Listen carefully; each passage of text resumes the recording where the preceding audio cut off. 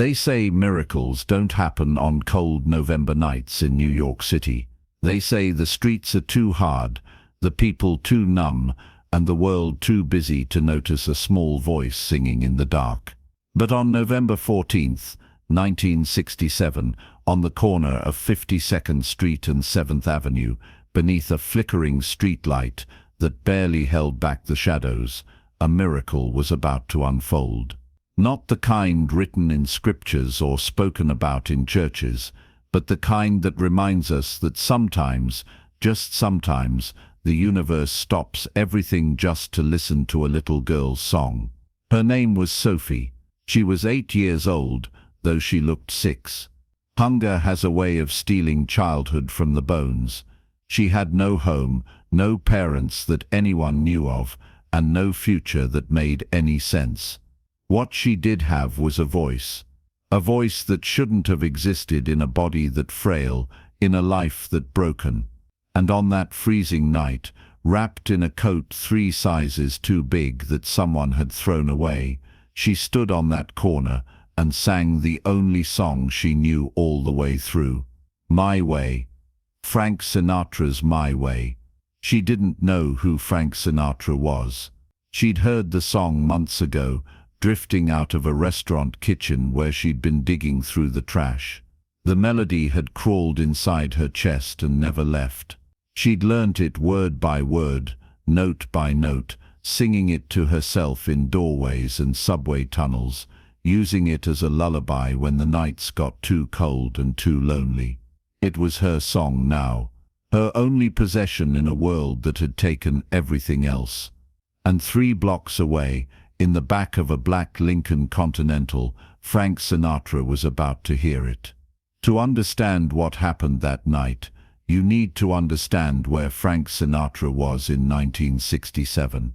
He wasn't the struggling kid from Hoboken anymore. He wasn't even the comeback king of the 1950s. He was the chairman of the board, the voice, the biggest entertainer on the planet. He'd just finished a sold-out run at the Copacabana. He had money, power, and respect. He had everything a man could want, except peace. Because 1967 was also the year Frank started feeling old. He was 51, and the world was changing faster than he could keep up. The Beatles had taken over. Rock and roll was everywhere. His kind of music, the crooning, the big band sound, the romance, it was being called outdated. His daughter Nancy had a hit with These Boots Are Made for Walkin', and even she sounded more modern than he did. Frank felt it in his bones. The world was moving on, and he wasn't sure where he fit anymore. That night, he'd been at a dinner with some executives from Capitol Records. They'd been polite, but Frank could read between the lines. They wanted him to record something contemporary, something that would appeal to younger audiences. They wanted him to change, and Frank, stubborn as ever, had told them no. He was Frank Sinatra. He didn't chase trends, he set them, but as he sat in the back of that Lincoln, being driven back to his hotel, he felt the weight of his own words. Was he being principled, or was he just being proud? Was he standing his ground, or was he standing still while the world passed him by? His driver, a man named Tommy, who'd been with Frank for years, was taking the long way back to avoid traffic. They were cutting through the theater district, past the bright lights and the bustling crowds. Frank wasn't paying attention. He was staring out the window, lost in his thoughts, smoking a cigarette, when suddenly Tommy slowed the car. "Boss," Tommy said quietly. "You hear that?" Frank looked up, annoyed. "Hear what?" "Listen." And then Frank heard it.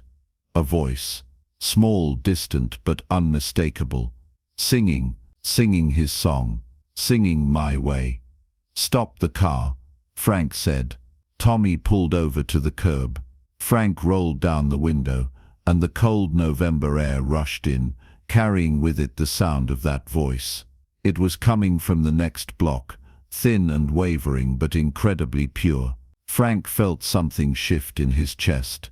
something he hadn't felt in a long time. "Stay here," Frank said, opening the door. "Boss, you sure?" Tommy asked, concerned. This ain't exactly the safest neighborhood this time of night. But Frank was already out of the car, walking toward the sound. He turned the corner onto 52nd Street, and that's when he saw her. She was standing under a streetlight that kept buzzing and flickering, as if it were about to give up entirely.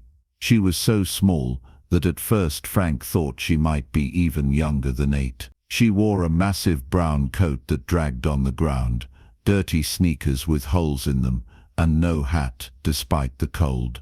Her hair was tangled and unwashed, and her face was smudged with dirt.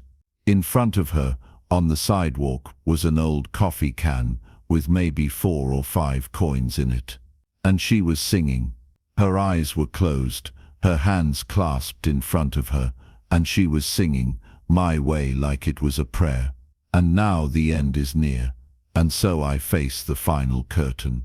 Her voice cracked on some of the notes. She didn't have the range to hit the big moments, but there was something in the way she sang it. Something honest, something that made every word sound like she'd lived it. Frank stopped about 10 feet away. He didn't want to interrupt.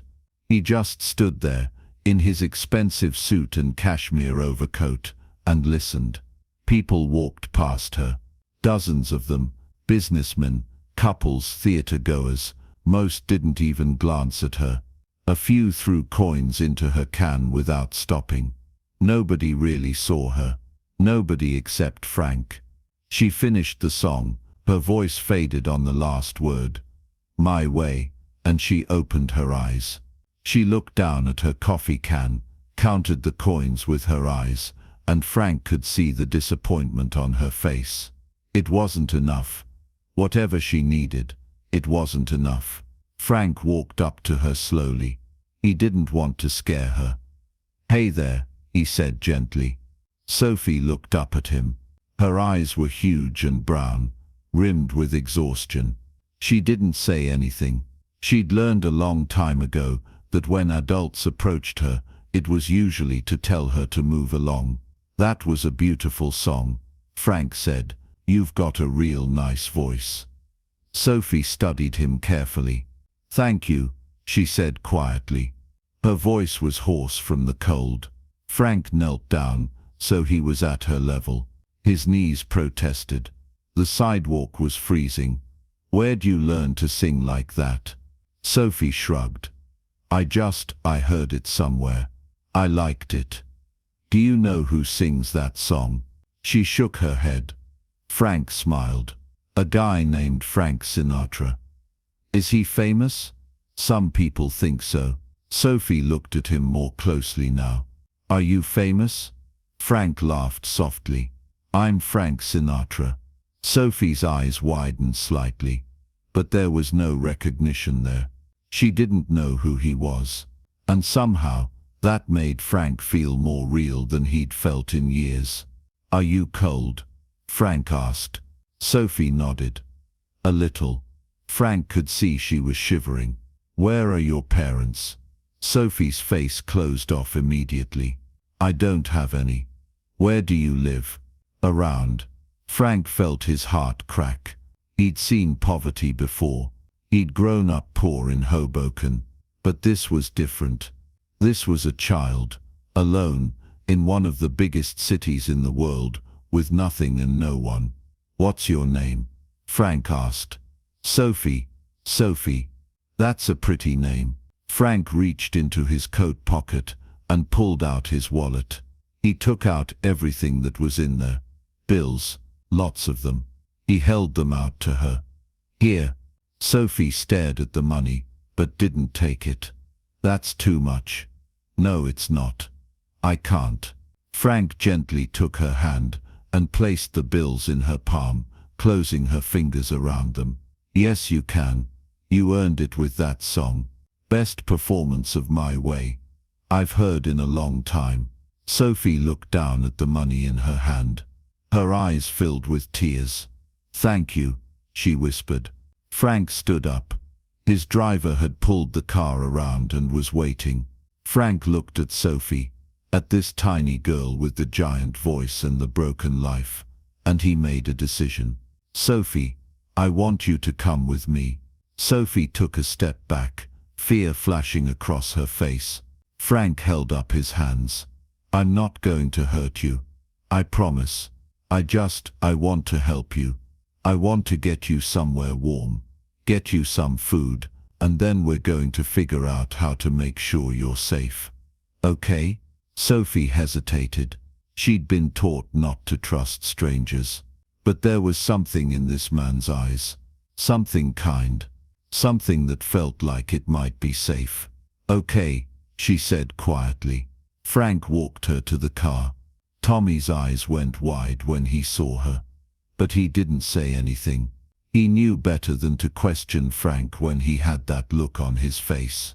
Frank opened the door and helped Sophie into the back seat. He took off his cashmere overcoat and wrapped it around her. It swallowed her completely. "Where are we going?" Sophie asked. "First we're getting you some food," Frank said. "Then we're going to make some phone calls." They drove to a diner. Frank knew on 9th Avenue. It was late, almost 11 p.m.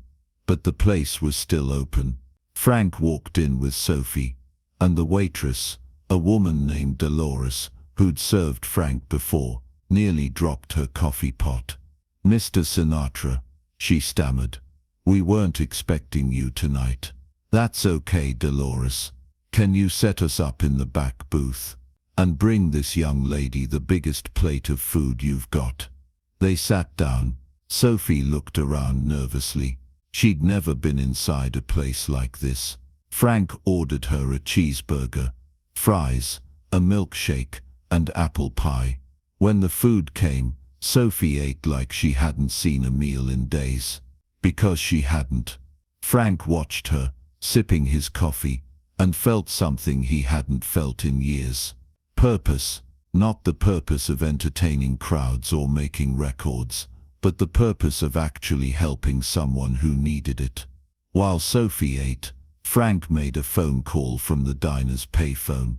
He called a friend of his, a woman named Catherine who ran a children's home in Queens.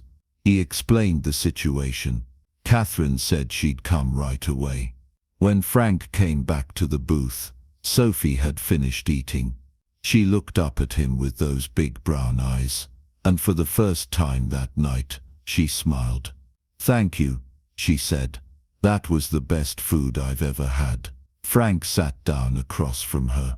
"Sophie, I called someone, a very nice lady who helps kids like you. She runs a place where you can stay, where you'll be safe and warm and fed every day. Would you be willing to go there?" Sophie's smile faded slightly. "Will you be there?" "I can't be there all the time," Frank said gently, "but I'll visit. I promise. And I'm going to make sure you're taken care of." Sophie thought about this. Then she nodded. "Okay." Catherine arrived an hour later. She was a kind-faced woman in her 50s who dedicated her life to helping children. She sat with Sophie, talked to her gently, and assured her that everything was going to be all right. Before Sophie left with Catherine, Frank knelt down one more time. "Sophie, I want you to keep singing," he said. "You've got something special.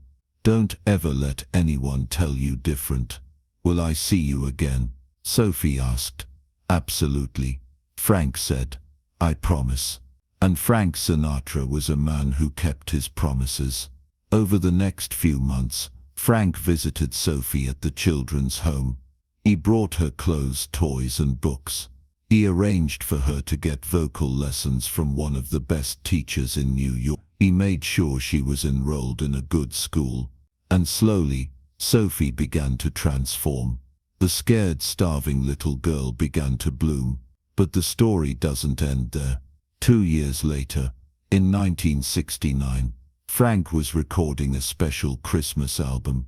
He'd been thinking about Sophie, about that night on 52nd Street, and he had an idea. He called Catherine and asked if Sophie could come to the recording studio. Sophie, now 10 years old, healthy and thriving, walked into the studio and saw Frank standing there with a full orchestra behind him. "Sophie," Frank said with that famous grin, "how would you like to sing a song with me?" Sophie's eyes went wide. "Really? Really?" They recorded a duet of "Have Yourself a Merry Little Christmas." Sophie's voice, now trained and confident, blended beautifully with Frank's. The recording engineers said it was one of the most moving performances they'd ever captured. When the song ended, Frank hugged Sophie, and there wasn't a dry eye in the studio. The recording was never released commercially. Frank kept it private, a personal treasure, but he gave a copy to Sophie, telling her, "This is to remind you that you matter, that your voice matters, and that one cold night, you reminded me why I sing in the first place." Sophie grew up. She never became famous, but she didn't need to be. She became a music teacher, dedicating her life to helping children find their voices, just like Frank had helped her find hers. She kept that recording in a safe place, and sometimes on hard days she'd play it and remember the night a stranger heard her singing and decided to care. Frank Sinatra passed away in 1998. Sophie, by then a grown woman with children of her own, attended his funeral. She stood in the back, tears streaming down her face, and whispered a prayer of gratitude for the man who'd saved her life. Because that's what he'd done. Not with grand gestures or public charity, but with a simple act of kindness on a cold November night. He'd stopped his car, he'd listened, he'd cared. The world remembers Frank Sinatra for his music, his movies, his larger-than-life persona. But Sophie remembered him for something else. She remembered him as the man who saw her when everyone else looked away, the man who heard her song and decided it mattered. And maybe that's the real measure of a legend. Not the records they break or the stages they command, but the lives they touch when nobody's watching. So the next time you hear My Way, don't just hear the swagger and the defiance. Hear the kindness, hear the humanity. And remember that somewhere in New York on a cold November night in 1967, a little girl sang that song, and the chairman of the board stopped everything just to listen. Because that's what legends do. They don't just make music, they make miracles. Rest in peace, Frank. You did it your way, and Sophie will never forget.